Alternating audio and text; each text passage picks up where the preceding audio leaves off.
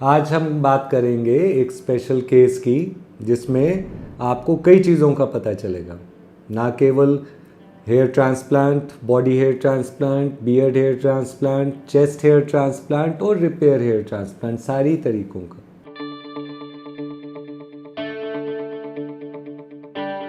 मैं doctor Arvind Poswal, doctor S clinic, नई दिल्ली से। आज का पेशेंट है, निकनेम है इनका अर्जेंटाइन। क्यों? क्योंकि ये अर्जेंटीना से मेरे पास आए थे। वैसे ये कॉकेशियन यानी अंग्रेज़ पेशेंट हैं।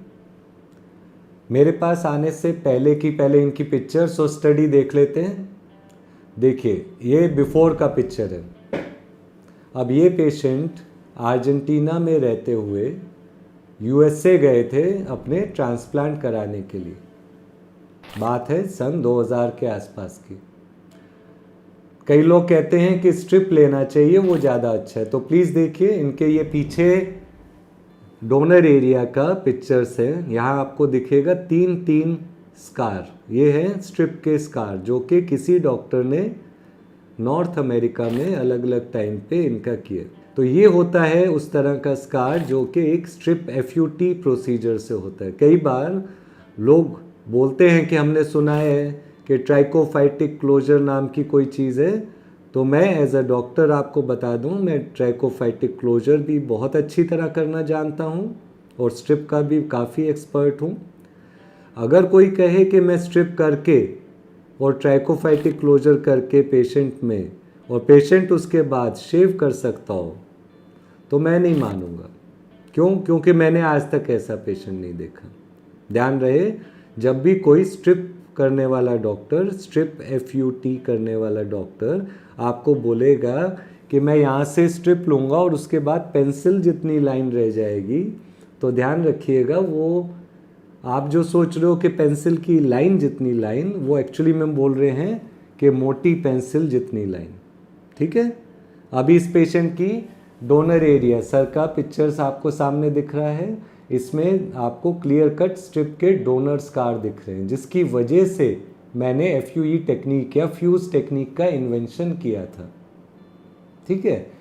अब यहीं पे इन्होंने स्ट्रिप तो करवाया 3 बार जाके अमेरिका, लेकिन देखिए आगे का इससे नाम मात्र के बाल हैं, ना के बराबर ग्रोथ हुआ। अब इसमें हेयर ट्रांसप्लांट की कोई गलती नहीं है। यह है इनएक्सपीरियंस्ड डॉक्टर या टेक्नीशियन या क्लिनिक की। तो कोई भी देश हो, ज़रूरी नहीं है कि किसी देश में ज़्यादा अच्छे डॉक्टर हों और किसी देश में कम अच्छे। अब ये अर्जेंटीना से गए और नॉर्थ अमेरिका में USA में गए, उसके बाद भी इनके साथ यही हाल है। तो हर तरह के डॉक्टर और हर तरह के क्लिनिक आपको हर जगह मिलेंगे, आपको खुद रिसर्च करना है।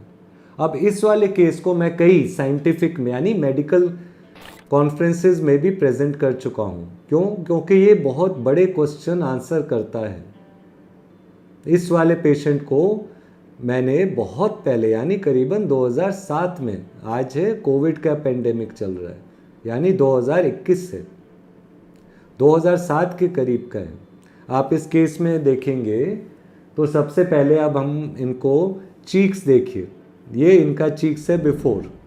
अब बिफोर में ही आप ध्यान से इनको देखिए, थोड़ा बहुत इनका दाढ़ी का बाल उग रहा है।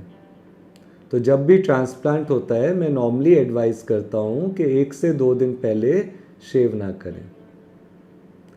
दाढ़ी से जब बाल हम निकालते हैं तो पहला क्वेश्चन आपका यही होगा कि यहाँ निशान तो नहीं पड़ेगा। तो इस पर्टिकुलर केस में हम लोगों ने 6800 ग्राफ्ट, 6800 ग्राफ्ट्स सिर्फ दाढ़ी से निकाले हैं, जो कि अपने में एक वर्ल्ड रिकॉर्ड है। और इस बात को 14 साल हो गए। अभी तक तो मुझे विचार था कि बहुत और लोगों को ये रिकॉर्ड ब्रेक कर देना चाहिए था।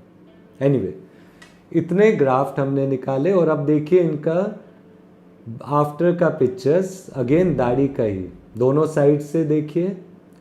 यहाँ पे आपको कोई भी ग्राफ्ट निकाले हुए का स्कारिंग नहीं दिख रहा।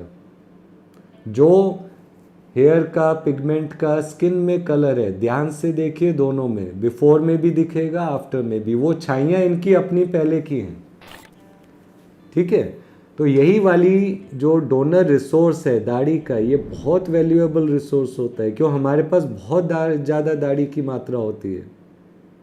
अब जैसे इनके केस में डोनर तो इनका सर का ऑलमोस्ट ना के बराबर है, हमने लिया 2000 कुछ सर से भी लिया है, लेकिन मेजर पार्ट इनका हमने दाढ़ी से लिया। अब उसी में हमने मूंछ तक का बाल लिया है।